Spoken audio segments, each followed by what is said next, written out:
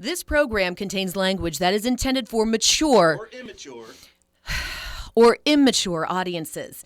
Anyone affiliated with this train wreck of a show assumes no responsibility for its content.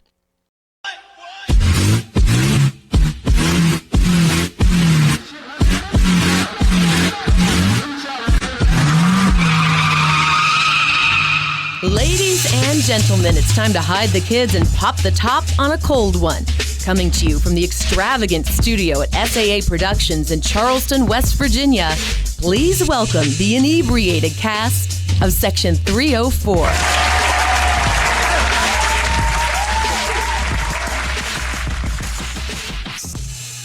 And welcome in, everyone, to the Section 304 podcast, show number 7. And as always, we're drinking beers and talking ears, and thank God we can drink beer while we're talking about this week's game. I'm Anthony Lewis, and I'm joined in the studio this week by Matt Durrett. I'm here, man. And Wormser of Revenge of the Nerds is back. Vino Cam is back from his wizardry competitions in Morgantown and the Outer Banks. We'll hear from him, see how his trips went. And on this week's show, we're going to discuss the loss against Okie Light. And we're going to dive into what we think are the issues with this team. And then later in the show, we'll talk a little bit about some things that are more upbeat. We're going to flash back to the Georgia upset, the 2006 Sugar Bowl last night. The team was only an upset if you lived in Georgia. Yeah, only an upset if you lived in Georgia. But the team was in town last night at the ball game, and they were celebrating 10 years of since that big win in Georgia. So, first, let's just kind of dive right into this. Let's talk about this Oklahoma State game. Obviously, the loss is a little bit of a backbreaker because when you're really realistically going into this month, if you go 1-3, you have to go 1-3 this month. You got to get a 2-2 split. Well, 1-3 is bullshit. Selling it short. I think you pray for a 2-2 split just because of the games, but I think 2-2 split would have been there. But you got to go 1-3. Here's the problem. Now you're 0-2, looking at having to go to TCU and Baylor to play 2 top 5. That's the problem with last night. You come into October hoping for a 2-2 split. You say, okay, 2-2 split. You figure you can get Oklahoma was the team I thought we could get. I thought we could get Oklahoma at Oklahoma, and then we get Oak State at home.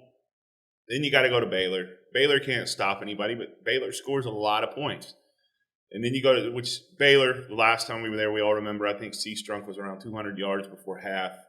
Then you go to TCU. TCU has become a big-time school in the Big 12. It's a rowdy place to play. So you're hoping for a 2-2 split, and guess what? We pissed away that shot at a 2-2 split last night because that's the team last night you had to beat in October. And what did we do? We didn't show up in the first half. The offense was nowhere to be found. You get a safety as your first points. You're down 14-2. Come on, man. This team is better than that. They're better than that. Last night's first half performance, completely inexcusable. Some of the play calling's awful. Last night was just a blown opportunity. It's just embarrassing. It's unacceptable, and I can't. You can't condone that kind of play in the first half. It's awful. Durrett nailed it there. I don't have anything else to say, really. I mean, he absolutely hit the nail on the head. We were awful. First half was terrible. The defense once again stepped up, but the offense, Skylar Howard, just not getting it done. Well, I think in the first half, obviously they look like shit. I don't know if I would pin Skylar with it exactly. I mean, you got your two running backs cough the ball up, put your defense in. Wendell's was huge because Wendell is down. You're inside the 20 at the point in time where Wendell fumbles. And I don't think that ball was punched out. I think that was just a straight cough. He coughed it up. And Shell, do we even want to go there? Do we really want to go there right now? Well, listen, I'm not going to really punch on him. Obviously, he's your backup back. He's your 2 guy. He's getting I think they split equal.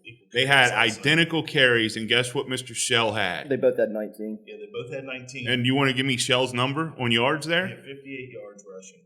What's Smallwood do? 147. Hey, okay. We're let's have. We're not debating that, but what we're talking about is he was trying to pin it on Skylar in the first half, and once again he was running for his life again, and I don't know what I think we're having issues with the pass blocking.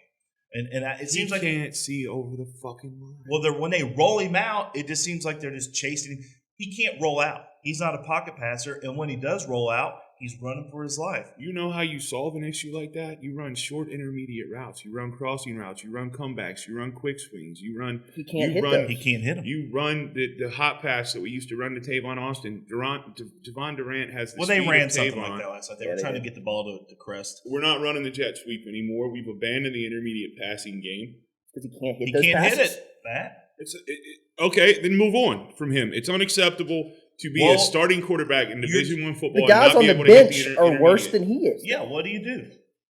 At this point, I'm all for selling him out and let's give Crest a chance. I think you should have put Crest in to start the season and let him play the 3 Patsy games and you force him to be ready. You're He's a now our third 4-star running commit. back. You're a 4-star commit. You force him to be ready. He's too good to not be on the field at all times, I think. What have you seen from him that's good passing-wise? Yeah, tell us. I haven't seen him pass the ball. We've seen him pass in the spring game. I We've saw seen him I saw him throw some swing passes and screens in the spring game. I haven't seen him throw a deep ball this year. He tried to screen last night and he threw it out of bounds by about 10 yards. There's no real judgment you can put on him. All you can say right now is this Skylar Howard is flat out not getting it done. He got it done the first 3 games against lesser teams, lesser defenses. Now you're in Big 12 play, and you see what he's really about. And if you keep it with Skylar, which that's fine, okay, maybe he is the only one we have that's capable. Okay, let's sell out. Let's go 70-30, be a run team. Well, let's go back to running the ball. And that's what they're doing. I mean, listen, he can't hit the short routes, okay? So they're running the ball. Skylar Howard ran the ball 19 times last night. No kidding. Yeah. 19 runs. He ran for 68 yards. They're trying to keep they're trying to, instead of him having to throw it, they're trying to use his feet to take away, to kind of make up for that short passing game. Have you noticed that sometimes, though, he's in a situation back there where he can tuck and run and pick up some positive yards, and instead he gets out of the pocket and flings it out of bounds? Well, listen, it's easy for fans to shit on the starting quarterback and rip the starting quarterback. The fact of the matter is the 2 turnovers cost his team 14 points last night. It's not on Skylar Howard. He threw a pick, yeah. The but pick he was didn't, disgusting. But he Right didn't. to the Oak State. But how do you sit and just automatically dog on him? I'm not just dogging him. You want to go through the whole lineup and run down completely? Well, but I'm talking fans in general, and then the first thing you hear is he's got to sit his ass down. The fact of the matter is the 2 running backs coughed the ball up. Our guy coughs the ball up inside the third as we're getting ready to probably punch it in. Coughs the ball up, but everybody wants to shit on Skylar Howard. I was in the bathroom for that fumble. As far as Howard goes,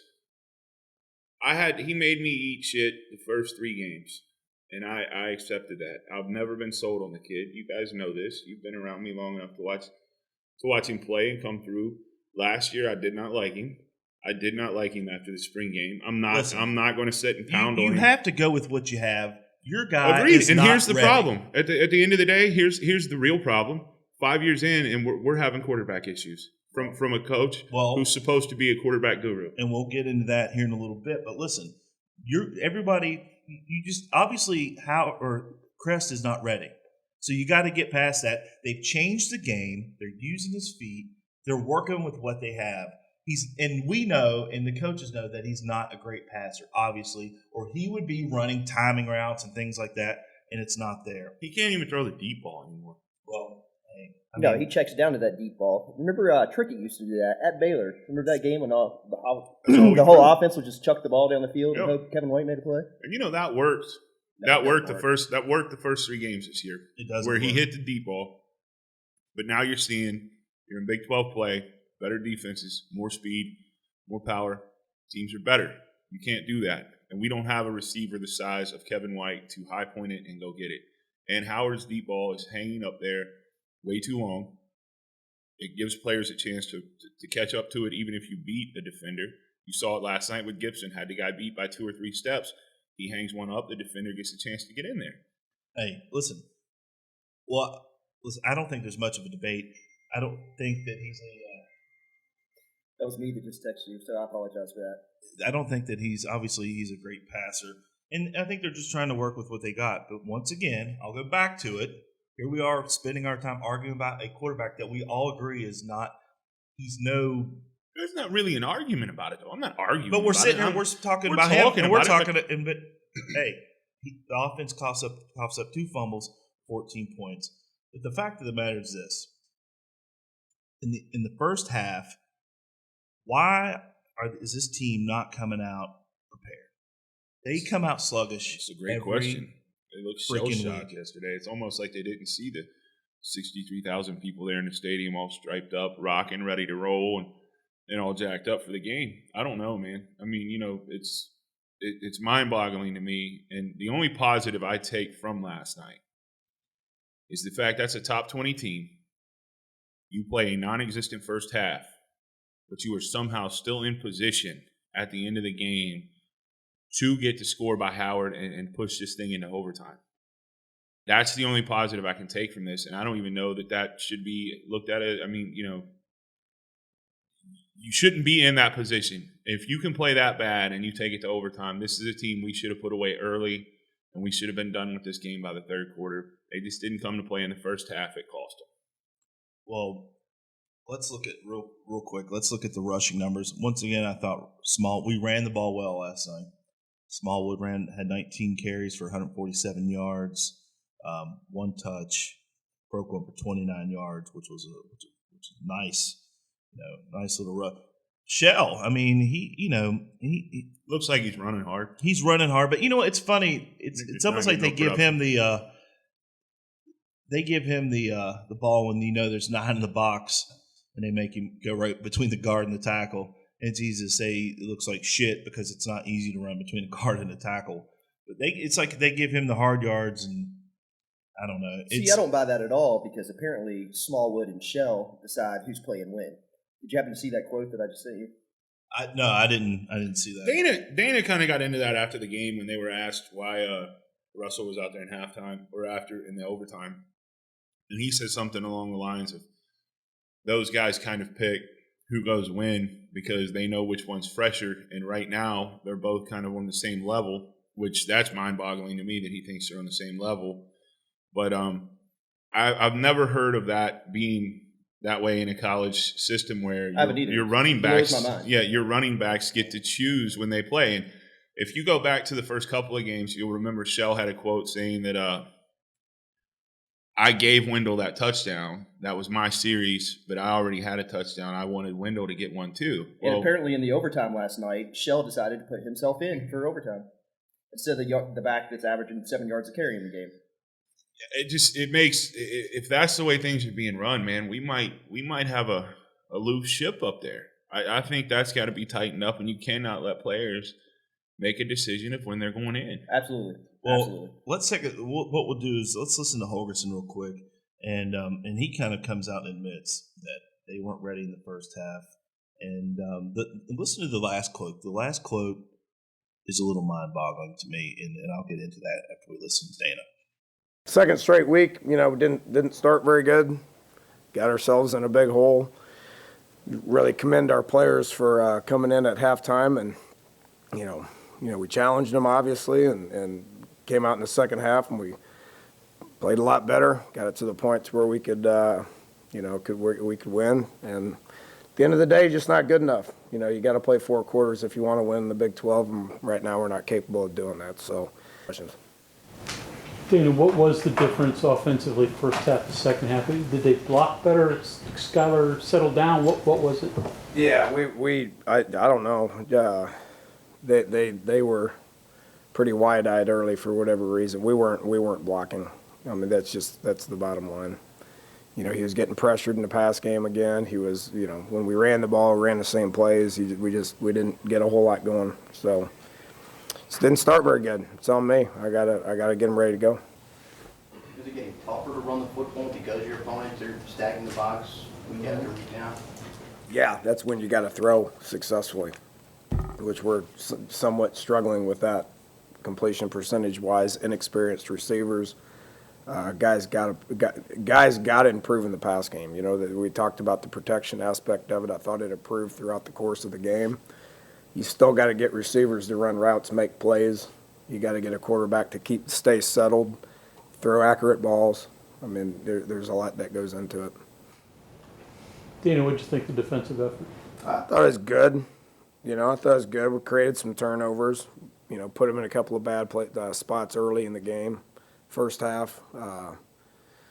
you know, you'd like to see them guys step up. I know those guys are hurting right now because they didn't step up in the second half, in the overtime, you know, and allowed them to go down and score. I mean, these guys are mature on defense. You know, again, we played good defensively, but is it good enough to get the win? I think we would all agree now. And there you heard there at the end of it, he talks a little bit about the defense. And I don't know exactly if it sounds like to me that he was trying to pin the loss on the defense or the fact that they scored in overtime.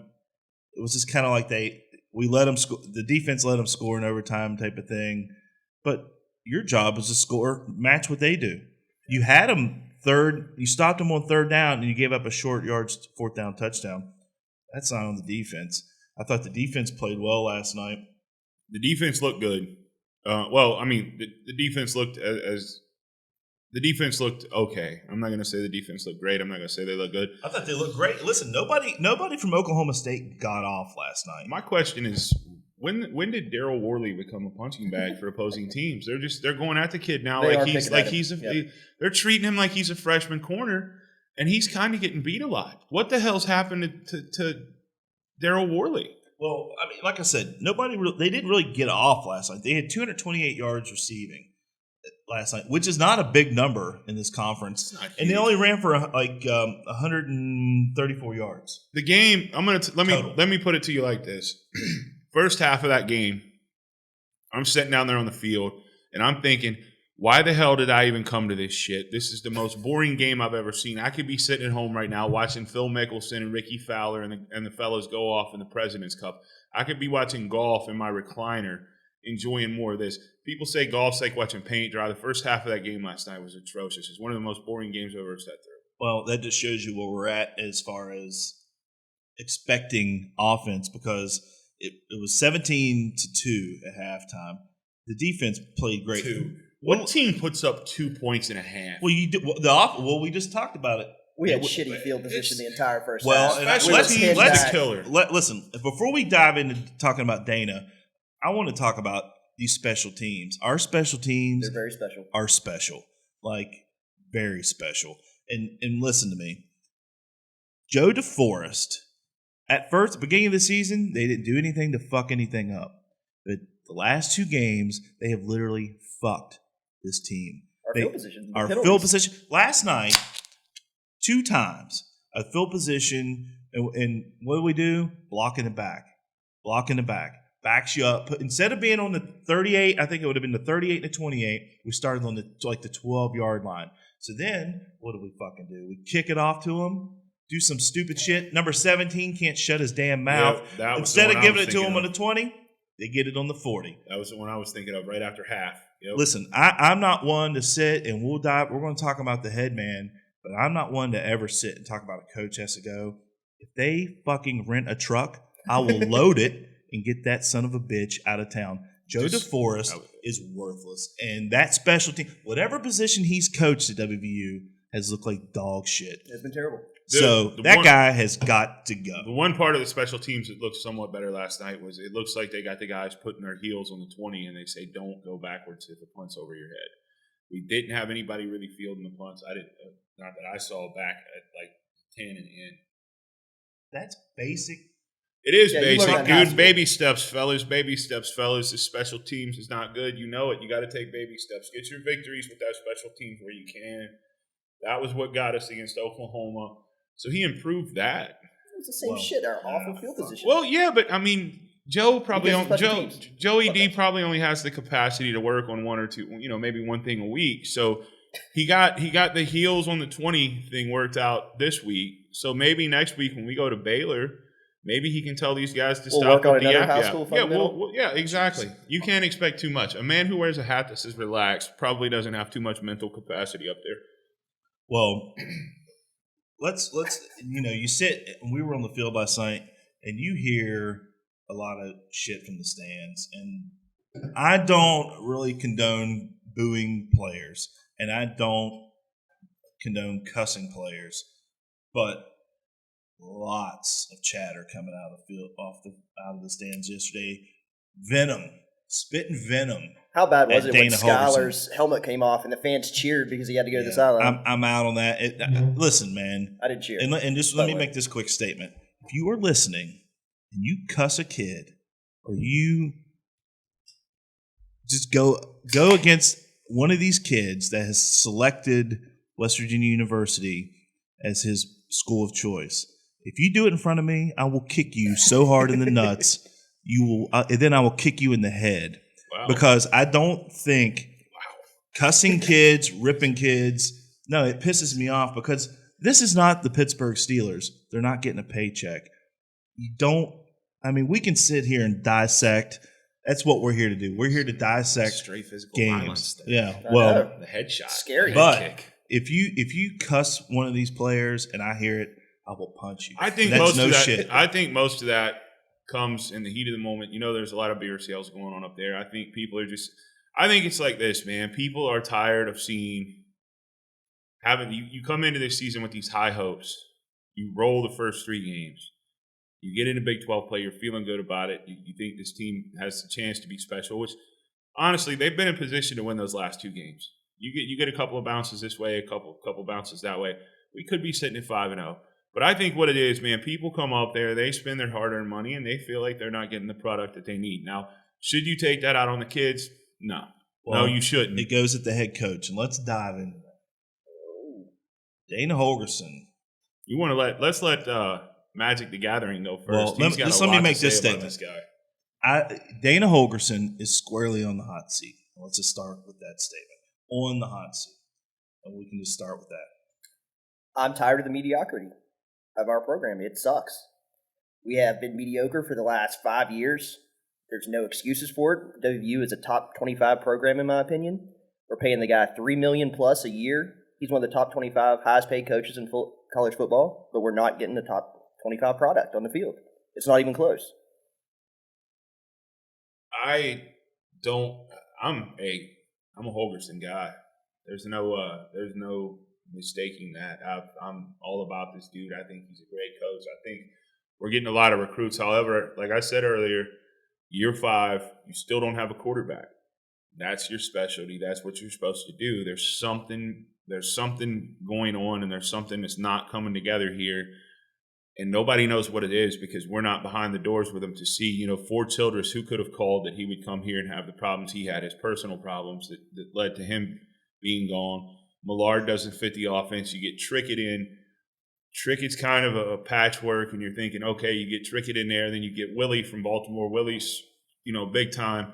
Willie comes in, and all of a sudden he's mechanically flawed.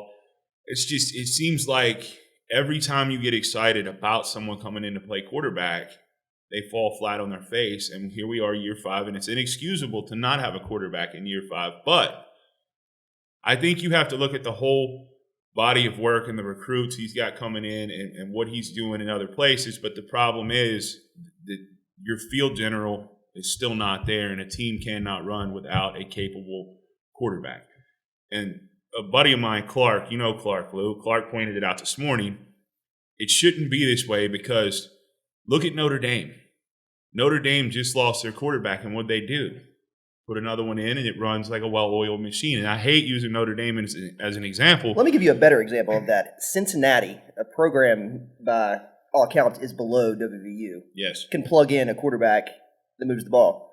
At Texas Tech, I think Texas Tech is below WVU. They have Cliff Kingsbury from the same coaching tree as Dana Holgorsen, can plug in a quarterback and get more yards and produce more points than our guru, our offensive guru. It's very and it's very, very troubling for me to see that. But I'm not on the fire Dana bandwagon. And I think fans sometimes get ahead of themselves. If people will remember, Rich came here and went 3-7, and there was calls for Rich's head more than once or twice in his career. I think it's a situation where fans are just never happy. You're never true, but what was Rich's record in year 5? That was when they went to the Fiesta Bowl and he was packing his office. No, he packed his office. Oh, year 5? Well, I'm thinking it's last year here when he was packing the office and we got the guru, Stu. No, his 5th season they went to the Sugar Bowl. That's another thing. We have Stu that was winning 9 games, albeit in the weakened Big East. But people wanted him out of here. But now we have very mediocre Dana Holgorsen, and people are making excuses for it. Stu had a team that was completely charged up, ready to go. You got Pat White, you got Steve Slayton, you got Noel Devine, you're looking at Renaud, you got a defense coming back to stacked. Stu was handed the keys to a Ferrari, and he drove it like a goddamn hatchback, Cam. If you're happy going to the Tire Bowl, winning 9 games, No, I'm and not. beating That's a not the mediocre point. I North wasn't Carolina, happy. get out of here I with didn't that think Stu shit. should have been hired in the first place. My point is, people want him fired when he's winning 9 games, but people make excuses for But Dana Holgorsen he's winning 6 and 7 games. He's winning 9 games in the Big East Conference that at the time was not competitive. It wasn't good. I said that. It wasn't I said good. The Big East was such. So it's apples and oranges because no one ever got to see what Stu did in the Big 12. The Big 12 is much more competitive. I'm not going to make an excuse for Dana. Bottom line, Dana doesn't win 8 games this year. You got to show him the door. Do you think There's we win no 8 way games, around it. realistically? Man, you know what? Coming into this season, I thought 8 or 9 was a breeze. I thought we would. I thought it'd be a breeze with the defense coming back. I also thought we would roll last night by 14 plus. But I told someone last night before the game, I said, I don't have a good feeling about this. I said, it seems like everybody's thinking this is going to be an easy, take this team to the shed type of game. I said, I don't have a good feeling about it. I don't think we come out of here with a victory. What's our record in night games under Dana I Holgorsen? believe we're 0-5. I mean, that's unacceptable. I believe. I think I heard the stat going in was 0-4. I have to look that up, and I don't obviously have it. Crumble's here, he could do that. But listen, let's get back to the point. We're off topic a little bit. Talk Holgorsen. Year 5, and you guys brought up your points, and let me bring up my points about him. I'm not a fire the coach type of guy, but he's on the hot seat for me. And just looking at the body of work, one, when he came in, we didn't have a lot of depth. Wasn't full scholarship, so I'm going to give him that. He comes in, he dominates the Big East, actually, except that second Louisville game was. Well, that pinstripe bowl. We kind of backdoored our way Well, into the Orange that Bowl. pinstripe bowl was, let's call that what Was it that was. a Big 12 season? That was a Big 12 season. Yeah, that pinstripe bowl So was his first season, they win the Big East. All right. Backdoored into the.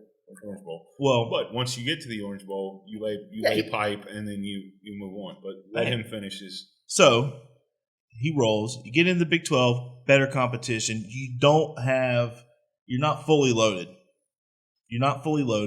And at the time, when you look back at it, he didn't have he didn't have the staff that he has now as far as the recruiting capacity.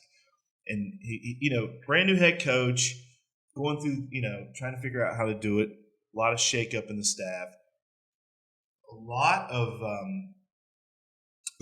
It was split really, because if you remember the defensive side of the ball was the old Rich Rod staff, Castillo basically, staff, yeah. and then Rich Rod Stu staff. So there was a lot of split.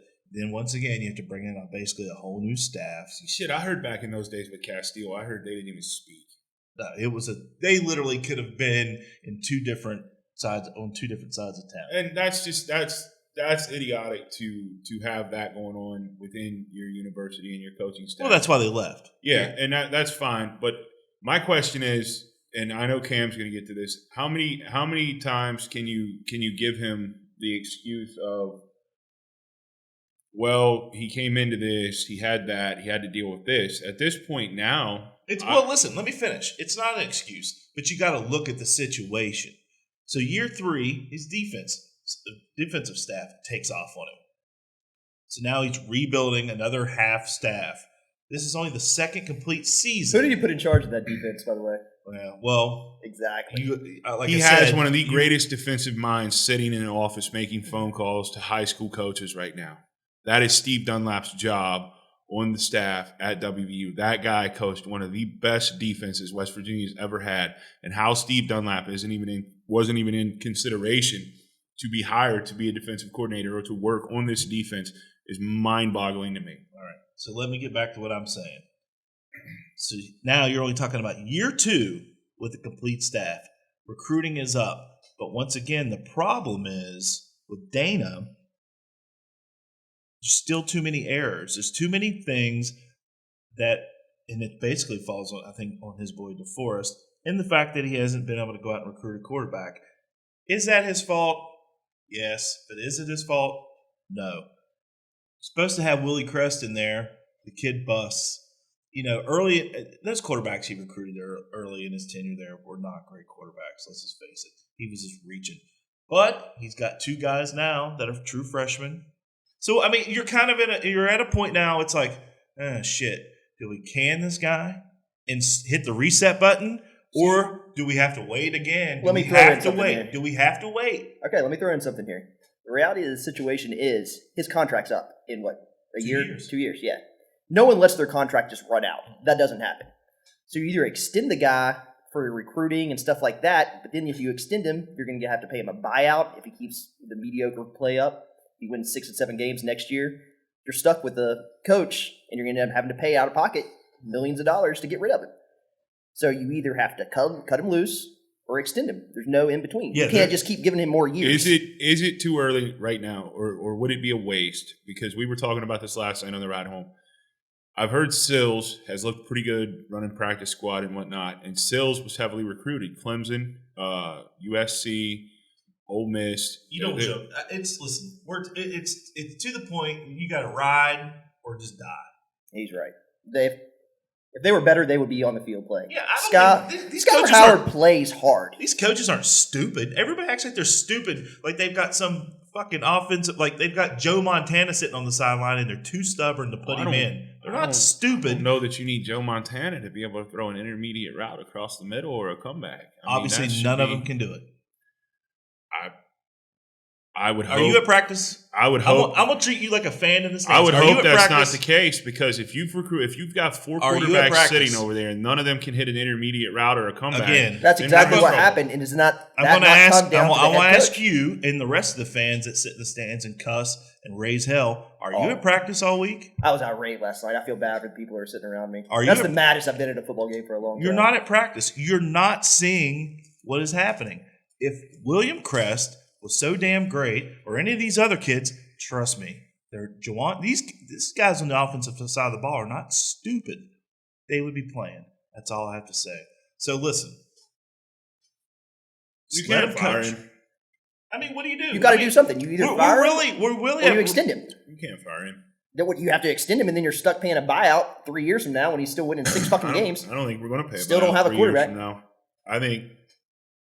So you're saying he's going to win 8 games because you just said you wanted him fired if he does I not think win 8 his day games. is coming. You think they extend it and then just lower the buyout? You going to take that? If I'm an agent, I'm not going to take that. You try to get as much money as you can. I think he just sits. The problem he's looking at is he's not Shane Lyons' guy. That's true. Shane Lyons, a new AD. Maybe Shane Lyons decides he wants to go in a different direction. The almighty dollar talks.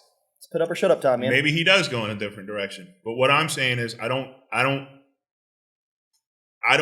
see anyone out there who's doing better than him that we can bring in to coach this team. And I know you've talked about this guy from Memphis. Yeah, I went on And a everybody drunken wants to rant on your talk about- Facebook page last night. Everybody wants to talk about. I've heard people throw Jim Tressel's name out there and all this shit. Well, Jim Tressel. Jim Tressel was brought up. He's been brought up. He's off his show clause this year. I think is why people bring him up. This is what people are talking about. This delusionality is. I mean, I don't even know if that's a word. Maybe I just made that up. But the thing is, man, you can't. No major program goes just shaking it up all the time. The teams that are powers every year. Major programs definitely do that. Major programs do that more than anybody else. You see at Michigan, fire a guy for 2-3 years. Where's that got him? Michigan had Not Harbaugh. taking him anywhere. I'm just Michigan's saying that waxing big programs people. do that. Harbaugh. If we could get Harbaugh, fire Dana right now. That's You give me Jim Harbaugh, we can fire Dana. But right here's now. the deal: you say who else is out there? There's a lot of young, up and coming coaches in the MAC and the Well- American Athletic Conference. Hear me out. They can go 500 in the Big 12. That's not that fucking impressive. It's not hard to do. We can find a coach and pay him a hell of a lot less that could get us the same record. Look at the guy from fucking Houston. Take that guy. Well, I I think what we'll do, what we're all going to agree, Dana's on the hot seat. I think we all have a little bit different perspective of what should probably happen. He's on a tepid seat, a tepidly warm seat for me. He's on Nah, a hot seat. Dude, you said if he didn't win 8 games, you wanted him out of here. Those words came out of your mouth. They did, and that's the way it should be. But I don't think my man. I think he's going to win 8 games. Well, I'm to the point now where I'm going to turn the fire up a little bit more. I think I'm going to get the cooking oil out of this lazy Susan to get ready to pour it in, because if they get their ass handed to them by Baylor and TCU, I want him gone. the wheels will probably You want him going after you want him to be Randy Edsel, like after if they lose to TCU? I don't think Mid-season firing. it's not a Edsel mid-season situation. firing. Wow. No, I don't really want that. Lou's kicking people in the nuts and Cam's throwing holes out after if we lose to TCU. Just don't even bring him back on the flight. You hear that? Hey, Mr. Lyons, I don't know if you're listening, but Cam would prefer you not pay that airfare and leave holes down in Texas. Okay, if we lose to TCU, you just leave him there and tell him Cam McGrath said so. Well, and I'll get back to that. Listen to me, and I'm going to say it again. You don't leave the kids alone. You're going to cuss somebody, raise a lot of hell. We can sit and rip DeForest. We can sit and rip Polerson. We can rip anybody on that staff because they get a big paycheck. The players don't. So do not jump on the kids. Yeah, I think Skylar Howard plays his ass off. I think he tries as hard as he can, and he just doesn't have. Do these people think that he probably was out like clubbing last night? No. I mean, the kid was upset. I mean, he was visibly upset. Cheat Lake the night before home games like that. They don't even have an opportunity. Yeah, Cheat Lake's lame as hell. I don't think anybody thinks he's out clubbing. I don't think anybody's questioning his heart and his hustle. Well, you were down there with me as the team was leaving, and I don't think you saw it. Well, but literally, there's fans hanging over the rails there yelling things, and it's unfortunate. And this team was hurt, and you can watch it, and you can see them coming off the field. They were, I mean. You just hear their heads a lot of down, that's beer voice, dude. and they were cussing. There was even some arguing amongst each other because there was like I think one of the younger guys was like waving and high fiving to somebody in the crowd, and one of the vets were like, "Hey, get your ass in the locker room." So there was some chirping there. You know how people say you get beer muscles? Well, a lot of people up there get beer voice. They say shit that they wouldn't say had they not been inebriated, and it's all in the heat of the moment. I don't think anyone truly goes sour on the kids or wishes bad things for them. I think people are upset with the product that they're seeing on the field. But here's the other thing. Those first 3 games, like I said, everybody loves this kid. Everybody's on him. Everybody's swinging from his beanbag. And that's fine. That's fine. Hey, that's fine. I'm still on board, man. You got to ride or die, man. And that's fine. And you can do that. But like I said, the first 3 games are cupcakes. You play these teams and he can throw a ball that a guy from Liberty can't get to. Well, guess what? That 6'2", 210-pound corner from Oklahoma State has closing speed, and he can make that play. So the first 3 games, I think the biggest fault is we need to start scheduling some out-of-conference shit and really gauge this team up at least once in those first 3 games and stop playing these patsies. That way you get a real feel of what you're getting before you step into Big 12 play. Did you drink 40 beers before you got here? No, I haven't drank it all. This is the first beer I've had, the second beer I've had. Think about what you just said. Do you realize what our schedule looks like over the next couple of years? I totally zoned. I know, and that's fine. And that's fine. And I agree, and that's the way it should be. That's the way it should be. You're going to because that will give fans a real note of what they're looking at and what the team is. Because Liberty, Georgia Southern, and Maryland is not a test. And how fans get jacked up and amped up for this shit, and then they're stupid. They're pissed because we go to Oklahoma and lose in front of 90,000 student fans. We have probably 50-50 mental capacity with our fandom. Let's not. No. You don't bash fans because I'm going to kick you in the nuts. Listen to me. I'm going to kick you in the nuts. Our fans, half of them are stupid. Our fans are awesome, dude. Did you see the stadium last night? Listen, it was rocking, but most of them are the ones that they're smart enough to wear the right color in the right section. Well, great. But listen to me. The ones that lean over the guardrail and cuss these kids are stupid, idiot fans. And let me finish. Half of them can't even tell you who the damn quarterback was before Pat White. They just started coming to the stadium in 2005. I'll give you that. And we don't have our fans are fickle and they suck. If we're not playing well, we have 40,000. That's every fucking fan base in the country. They don't act like we have the greatest fucking fans on the planet. We have very good fans. Well, our fans, sorry, fans. No, you fans out there listening. They're fickle as hell. We have 40,000 loyal WVU fans. I wouldn't even put it that high. About 35 diehards. Back to my stat, 50-50. To throw a whole fan base under the bus for what I just didn't. I just did 50%. But for what 6 people are yelling, over a guardrail at guys as they come off. It's not 6. It's a very small group. Our fans are fair weather. It's 50-50. We have 50% of the crowd there that knows what the hell is going on, and 50% that doesn't. Half of them, some of those women, and that come dressed to the nines with their high end purses, probably think Geno Smith is still probably quarterback. Well, I mean that's Dude, It's an event. It's a party.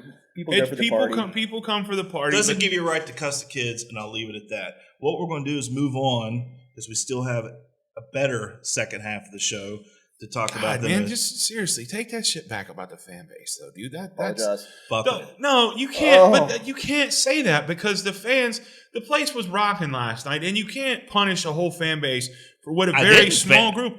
Back to about 50%. You just said 30%. We have 30,000 loyal WVU fans, which is 50% of the stadium. I didn't say we had 30,000. I said 35 diehards. 35, and that's 50% of the stadium. Don't put Magic's words in my mouth. What I'm saying is that place was rocking last night, and if you can't get jacked up in an atmosphere like that, then there's a problem. Go Gino. Go Gino. And I'll give you the shit that there's a lot of fair weather stuff going on, and there's people who flip like that, and it's like a light switch, it's on, then it's off, and that's fine. Idiots. That's fine. If you're one of those people, you can stay home. You're not needed there, but you can't just punish the whole fan base like that. I didn't. Once again, not the whole Just half fan of base. them. Just half of them. It sounded like you went. I'll tell you hard. one guy that's a fan, and that's our Dell Sparks Collection winner of the week. My boy Wally Dog down in Myrtle Beach. Jason Wallace, Myrtle Beach, South Carolina, is our Dell Sparks score predictor of the week. Although he predicted Oklahoma State to win last night. That Congrats to sandbagging you, son of a dude. bitch. But hey, he wins a picture. So We can give him one. We'll go through and we'll find him one of the less good pictures since he picked against us. All Sparks' work is great, but we're probably not going to give you a Bruce Irvin, dude. We're probably not going to give you a Kevin White. We're probably not going to give you a Haas. We're probably going to find something a lesser known player. You get a Jason. You get a Jason Gwaltney. Nothing against the long snappers out there. Yeah. You get a Jason Gwaltney. All right, but I Jason heard Wallace. Sparks got 2 of those when he was in practice for that 1 week. Jason Wallace, Myrtle Beach, South Carolina, is our Dell Sparks Collection score predictor of the week. So what we'll do is jump into the break, and when we come back, we're going to talk about better times. We'll discuss the 2005 season and the Sugar Bowl. Got some sound from some of the guys last night. We'll be back after this break. Do you love West Virginia? Check out Home Furnishings by Bearwood Company. Log into bearwoodcompany.com and put West Virginia pride in your decorating design. The Bearwood Company, always home.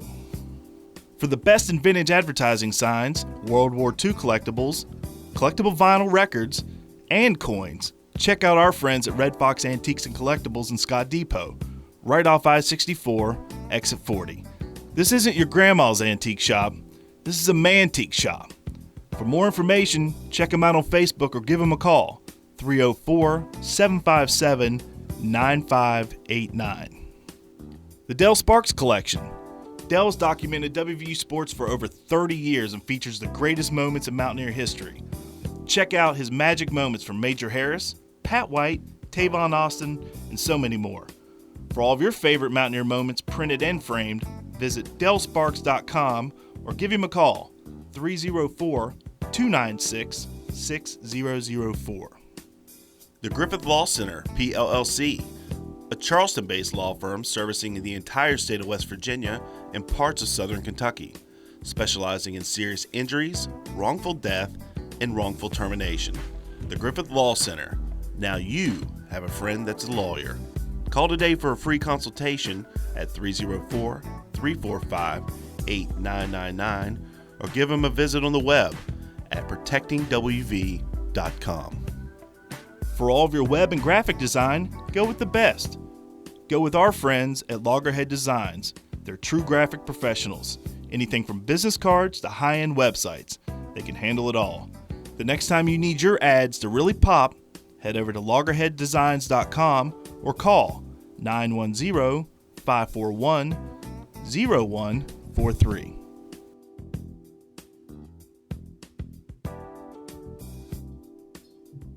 All right, welcome back, everybody, to Section 304, the podcast. And if you're listening still, we appreciate it. After that, Why would they not be listening? well, I threatened half of them in the first half. We talked a bunch of shit about our fans, That's mainly. you, dude. I mean, that's not on me and Cam. I love the fans. Well, for the second half of the show, we're going to talk about better times than last night, and we're joined now by Phil Brady, who is obviously remembered at WVU for one of the most ballsiest calls. Call it what it is, dude. He's the hero of the Sugar Bowl. Well, Yep. there was He's a the lot man. of heroes, but that He's was the man. one of the ballsiest calls ever in Sugar Bowl history. Welcome to the show, Phil. How you doing, my man? Thanks for having me, Anthony. I'm doing great. Just on the road out of town here. Just another great experience in Morgantown. Well, before we get into the Sugar Bowl itself, talk a little bit about this weekend. What was the experience like getting back together with your friends and your brothers from that team? Well, I tell you, just like I told you right before we got on the air here, it started out at Schmidt Saloon, and everybody's real proud of Owen getting that thing up and running, and it's pretty impressive to see everybody again. And like I was telling you a second ago, not a lot of guys have changed very much, but got started there with a pregame show with Mountaineer Illustrated, and got to hang out with Dan Mozes and Pat White, and all those big name guys from that Sugar Bowl team. And so it got started off on a real good foot, and it just accelerated from there.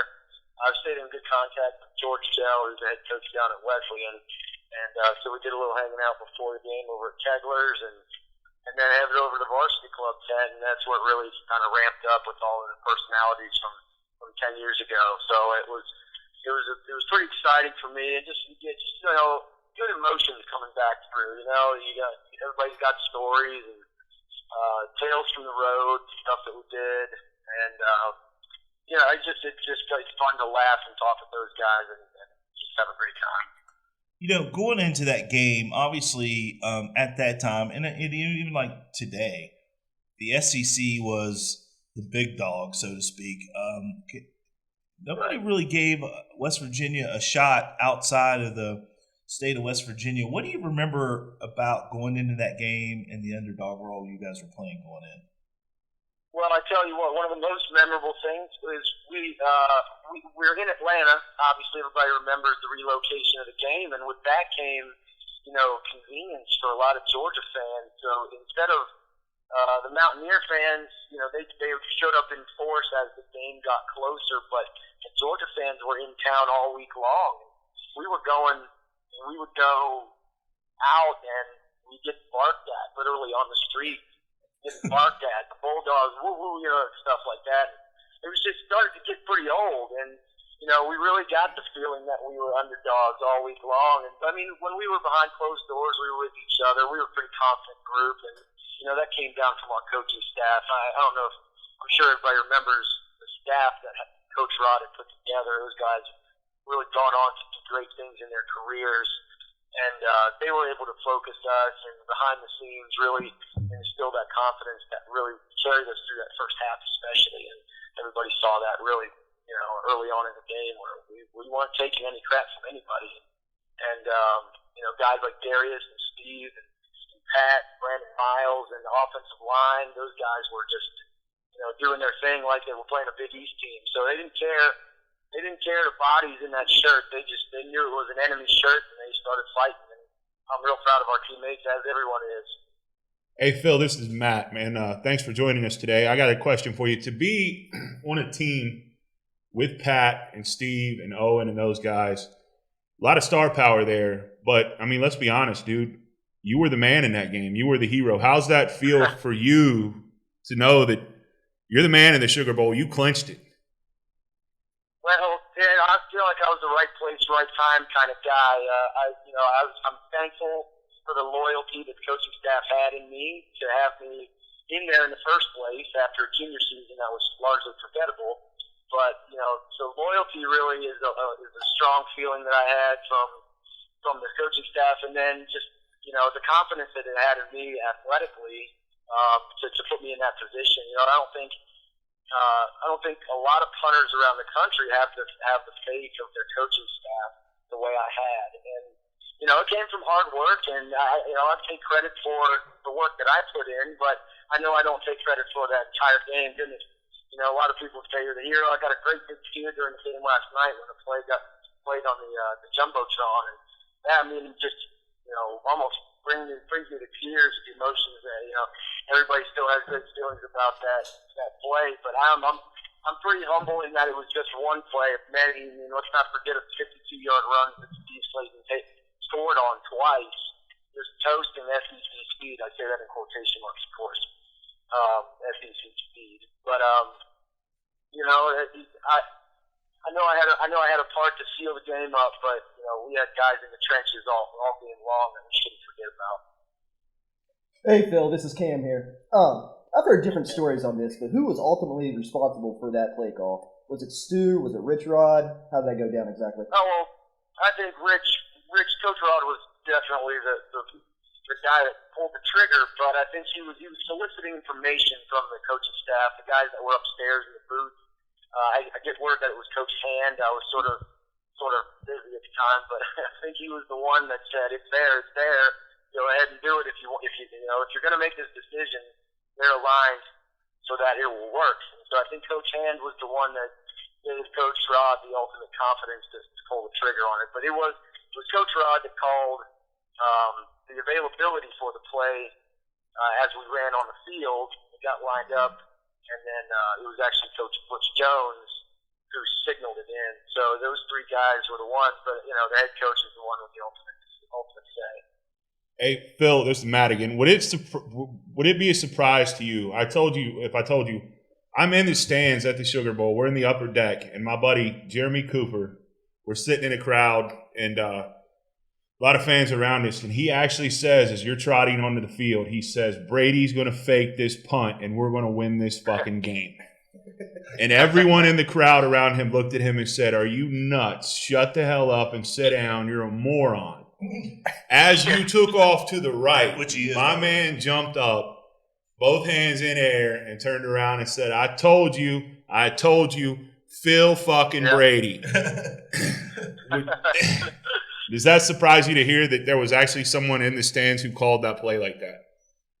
You know, not to take away from Jerry's prophecy, but I've actually heard that story a few times. People have said, I knew you guys were going to do it. I knew you were going to do it. I'm a victim of that myself. I'm watching games on TV all the time, and I say, oh, they need to go for this. They need to go for it on fourth down here. No, they go ahead and punt, and I'm wrong. So it's easy, and not to, like I said, not to take away from Jerry, but, you know, it's easy to just holler it out there in a wishful sort of way. But, you know, credit to him, man. He had it. He must have seen something in practice. You know, I didn't make it to the game, but I remember early in the game, and can you break down the way you guys would line up in formation just for the fans? Because obviously back then you guys used to do a little bit of a different style of punt. Sometimes it was that rugby style punt. That's right. Can you break down the formation a little bit and what you saw that made you pull the trigger? Because early in the game it seemed like Georgia was really dropping back to kind of do the returns. And even in the first half, I saw it and said that fake is open later. So what did you see that made you in your head take off running? You know, our traditional tight punt was, you know, just a pro-style deal with the two wings and the personal protector.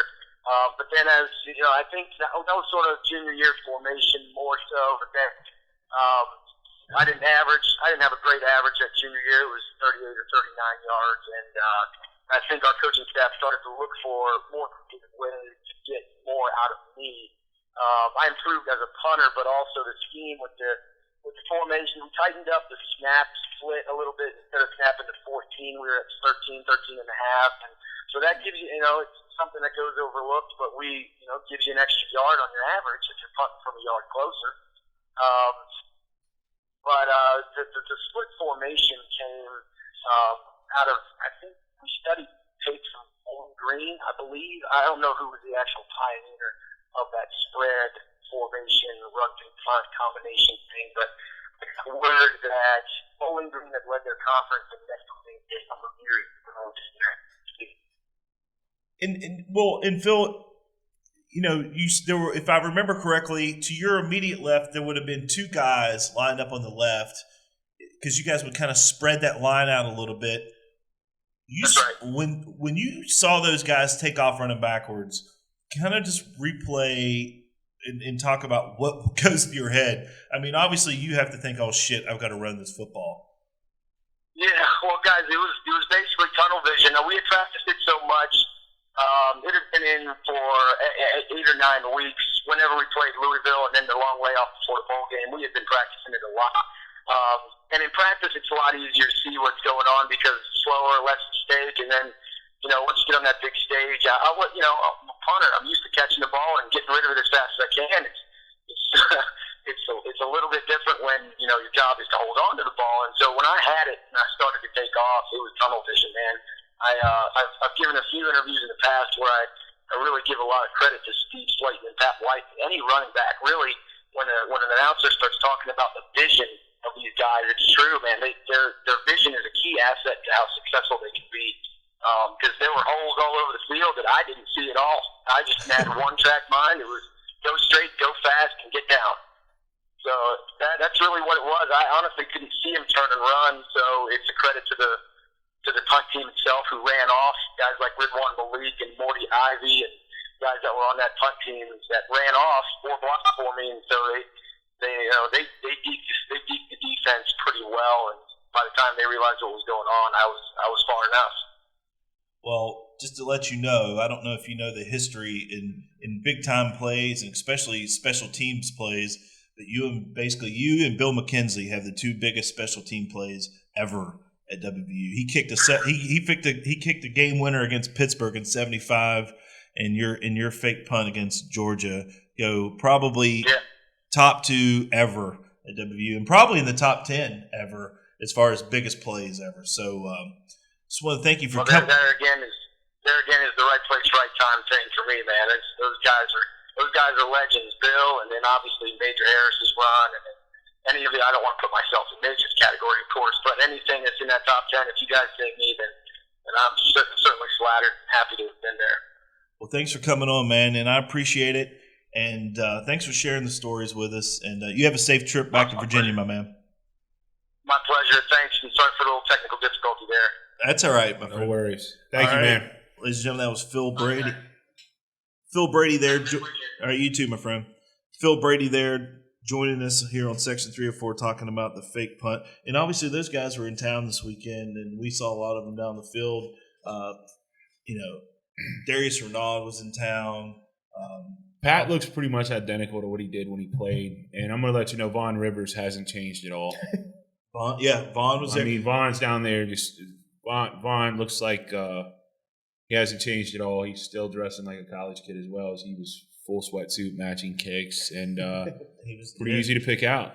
And Dan Mozes, who we got to talk to, and what we'll do before we get out of the show, Matt and I got to break into some on-field conversations and talk a little bit more about the Sugar Bowl with some of the guys. And let's dive in. We'll listen to what Dan Mozes had to say. All right, we're here with Dan Mozes, consensus All-American for the 2005 Sugar Bowl team. First of all, Dan, tell me a little bit about what it's like to be back in Morgantown. It's been 10 years. Does it seem like it's been 10 years? No, not at all. It is a piece of home it's gone away, but I love coming back here. We come back here almost every year at least once, and it's been 10 years since the Sugar Bowl. It seems like it was yesterday, but we sat down today, me, Owen, Pat, and Mike Lorello, and had a kind of a roundtable conversation about some things, and it was awesome getting back and talking to people too. What's it like for you to be back and talk to your teammates, your brothers, as Pat White called them earlier? Oh, it is brothers. I mean, it's funny. Like, we may not talk to each other for 10 years, 8 years, 5 years, but we're a brotherhood. We love each other more than anything. We are what the state is, a bunch of blue-collar guys that come back, and we love each other. You know, let's talk a little bit about the Sugar Bowl for a second. Leading into that ball game, you guys were the underdogs, and you guys came out and kind of took it to them that day. I mean, were you guys confident going into that game? Because you guys were a young football team. I think so. I mean, the whole year, we were a team that we had no idea what we were about. We were a team that all we wanted to do was go out and battle. We went that way through the summer, the preseason, and then during the season. All we wanted to do was to show people what we were about, and then we came out there that game and we showed Georgia what we were all about. Thinking back now, the legacy you guys left here, I mean, you guys really got it going here at West Virginia University. When you look back at it, is it something you're very proud of? I truly think we were the fire starter of what West Virginia is all about. I was Coach Rodriguez's, Mike Lorello was Coach Rodriguez's first recruiting year. And then after that, when we won the Sugar Bowl, it kept on rolling after that. We had a lot of success, and then Bill Stewart had success, and then now Dane is having success. So I think what we were about then is what we're out there now, and we love it so much. And I mean, obviously, it's a big weekend for these guys.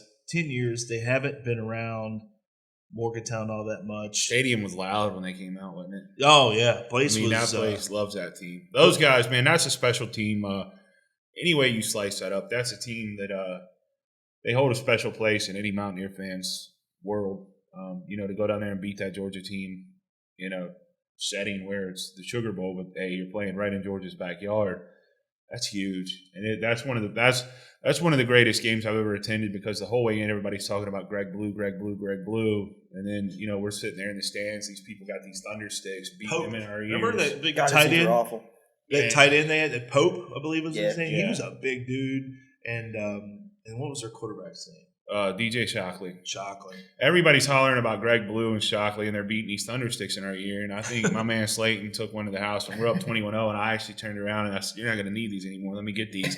I started pounding them in the Georgia fans' face, because I'm not going to sit and let you bang thunder sticks in my ear. And we banged you that night, Georgia. So 10 years, remember Those things that got shit. banned, didn't they? I hope so. Yeah, Dude. They're banned awful. There's a lot of teams that are using. It's like those back in the stupid day. soccer horns at soccer games. They're just it's Damn uncalled it. for. Yeah, it's uncalled for. It's unnecessary. I don't need that shit in my ear. You Get know out who of used here to with use that. the thunder sticks? Marshall. Yeah, they used to. They were bad about their bang thunder the hell sticks. out of those things. Don't cross Marshall. Steve is in this. I know, Steve gave me a dirty look as soon as I said it. He may kick you in the head and And then in stomp the your nuts balls. while you're down. Well, one guy that never gets to make it back to Morgantown is Pat McAfee, and Patty Mac. who at the time didn't have a huge role, but has a lot of crazy shit going on now. Patty Mac's turned into he's taken the life of a punter, and Patty Mac has really turned it into something of his own. Patty Mac is a celebrity in his own right. Yes. And the guy's crazy. Well, and we caught up with him yesterday, and we'll hear a little bit what he had to say about the Sugar Bowl experience, and also he's doing stand-up comedy. So check it out.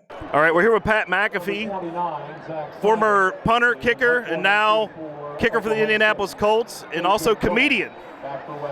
Welcome back to Morgantown. Thank you. It's so awesome to be back here. I got a chance to see so many of my friends from 10 years ago, the Sugar Bowl team, obviously, and guys that I went to school with, and fans and faculty. It's so awesome to be back in Morgantown. It's such an electric place. Hopefully we get a win tonight, and it will just be it'll be really an amazing homecoming for everybody. Obviously you're still playing, and you stay busy and on the road, but what's it like for you to come back and be here with your brothers? Well, I think it's in college and NFL, there are huge differences, because in college you get a chance to grow up with the guys, really. You come out of high school, you come live together, you go to classes together, you bleed, sweat all year round together.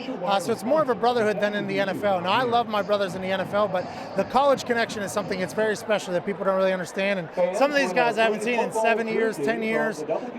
It's just awesome to see everybody, and I'm happy everybody's doing okay. And we're excited to watch WVU win tonight. A lot of people know that you're still playing, but I think more people may know now that you're doing some stand-up stuff. You've been building up with this. You started off with the Pat McAfee show, and you've been on a lot of syndicated radio shows. What's this comedy thing about? Well, in Indiana, I'm very lucky with the connections that I've been able to make. My friends at Bob and Tom are literally my neighbors, so they kind of introduced me into their radio show, which is a comedy show basically in the mornings, and then just one step led to another, and the Hoosier people in Indiana have really taken me in as an adopted son. So I've got a chance to really enjoy myself. My show is fun, the radio show is fun, stand-up comedy is fun. Most importantly, I'm just lucky to be in the football, in the NFL, and if it wasn't for WVU, literally my life would be nothing. So I'm very lucky to come back here. I've been very lucky throughout my life, both here at WVU and Indiana. I'm trying to take advantage of everything and enjoy the ride.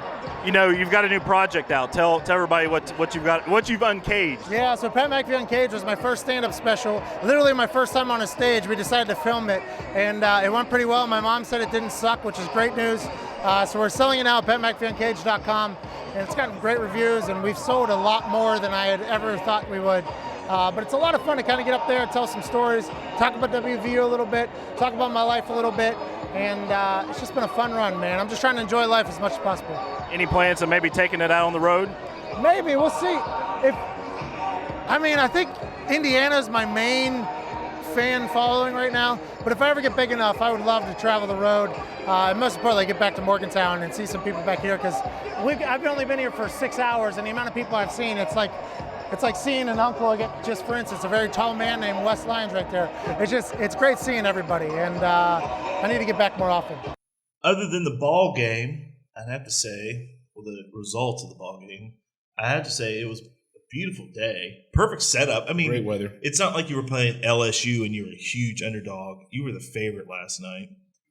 Can I just let me stop you there before we get back? The last thing I think we should say about that game is, bottom line here, top 20 team comes into Morgantown.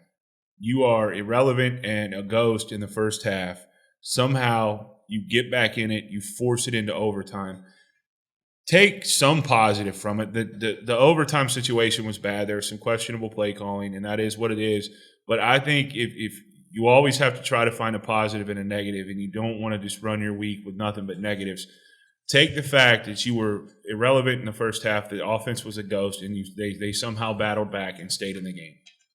Well, since we're talking positives, why don't you go ahead as Beer of the week? Yeah, let's do beer of the week. And man, we've been crushing these tall boys. Yeah, we have.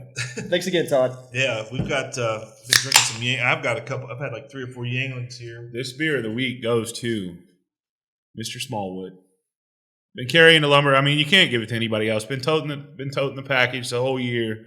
19 carries, 147 yards. Yeah, and the thing about him not being in there in overtime, if that's true that they're calling their own plays like that, that's a problem. That needs to be corrected. That's a problem. That's that needs to be completely corrected. unacceptable. You can't let the kids decide who goes in overtime. This beer of the week goes to Smallwood. I'm going to give a chug of the week to the returning Sugar Bowl team. It was great to see those guys there. Huge ovation. I'm giving the chug of the week to them, and the beer of the week to Wendell Smallwood. Well, and just real quick on Smallwood, I think if I'm coaching, if I'm the coach, when I'm the coach, let's say, I think this 19, I think I'm probably taking 9 carries away from Shell and giving him to Smallwood. Indeed, sir. But they're choosing themselves. Shell put himself into the game in overtime. That is fucking completely unacceptable. No, that's unnecessary. It's unnecessary. You want to move it down? Let's get into what we think should happen in Waco at noon. No, well, first, before we dial into that, let's get into this real quick, and then I'm going to make this quick announcement. The Bearwood Company Fan of the Week is a Mike Tennant of Morgantown, West Virginia. He actually ran into Coach Bowden last week on the field, sent in a great picture.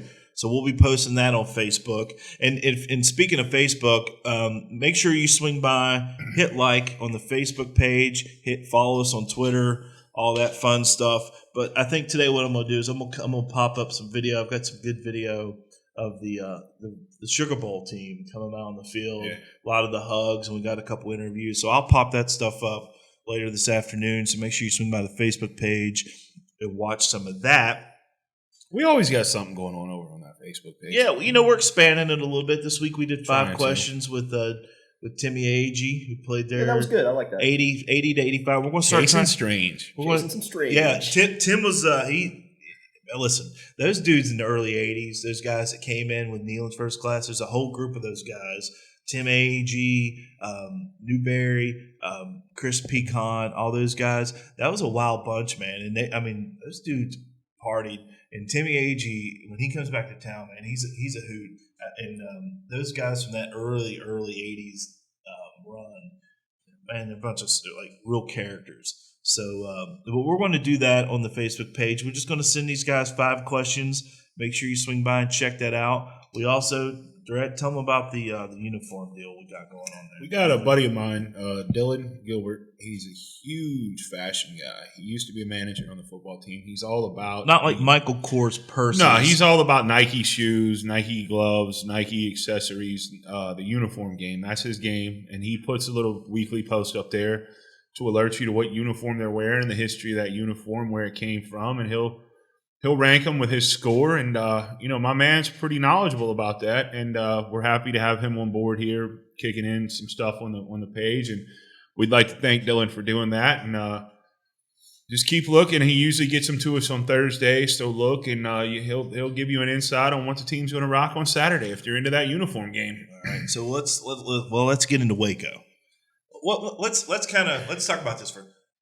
The wheels are starting to fall off. This is not a good situation. The wagon has lost one wheel.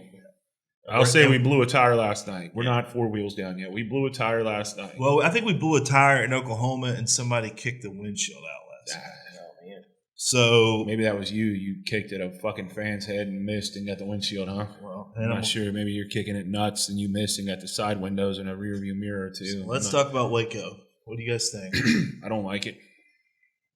Baylor can't stop anybody, but Baylor can score in bunches. But I think right now you go into Waco in a bad mindset. You've lost 2 straight Big 12 games. I don't think the players can take a positive of almost being there. You can't. That's for me. I mean, I remember back when I played. It's not a positive. You don't want the trophy for participation. You want to get the win. And these guys, I think it's going to be big on the coaching staff to get these guys ready and to let them know, hey, what's done is done. It's over. Move past it. Let's go into Waco. Let's get charged up. Let's get ready to go. But I think these guys are going to come in, heads hung a little bit, not really sure what's going on because you're so close the last 2 games, but you can't get over the hump. And I think this looks like the type of team that may carry that with them. And I don't like the noon kick early in Waco, and I don't like going into Baylor. I think this is a loss. Cam, what do you think? What do you think, Donaldson? Oh, man. I don't think it's going to be good at all. Here's the deal. We kept Baylor out of the playoffs last year. Art Browse is the kind of son of a bitch that will absolutely run up the score on us. And they're going to be out for blood. They're going to take revenge on us for last year, keeping them out of the playoffs. They got us at home. I say we lose about 28 plus. It's going to be nasty. You give me a score prediction, too. I'm not going to step on that line. And I love the fact that you came out at Art Browse swinging like that. Just coming from the heels, bro. Art Browse is the type of son of a bitch. You heard it from Magic first. Art Browse is a son of a bitch, and he grinds his gears up something bad. I never know what to. That's one thing about a Dana Holgorsen team, and you don't know what to expect.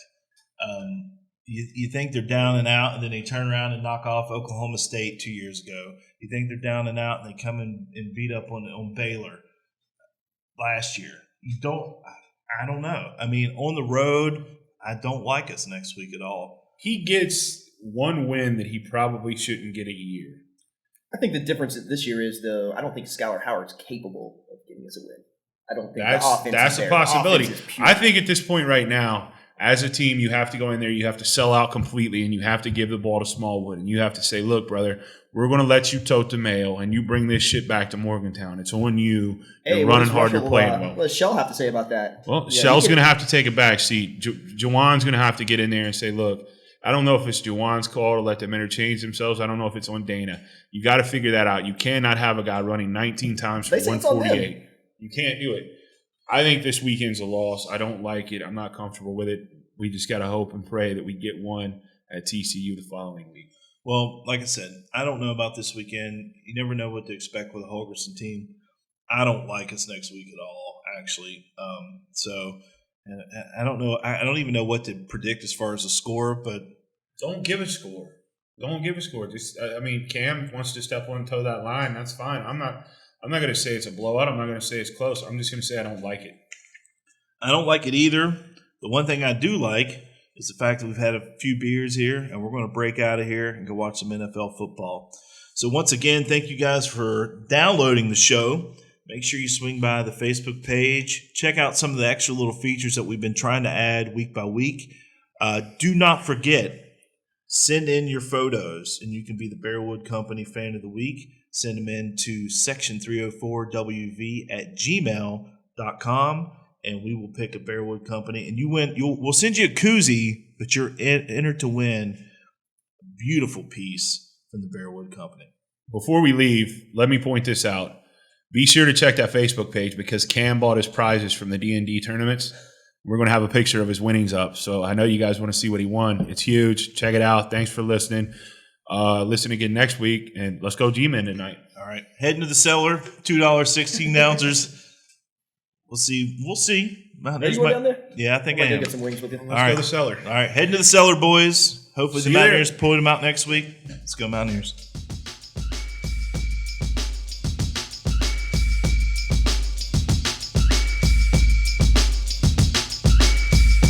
Producer for Section 304 is Steve Adams for SAA Productions. SAA Productions specializes in affordable, small-scale audio and video projects Wanting to jump on the podcast bandwagon? Call 304-299-1234. That's 304-299-1234. And don't forget to check us out on Facebook and on Twitter.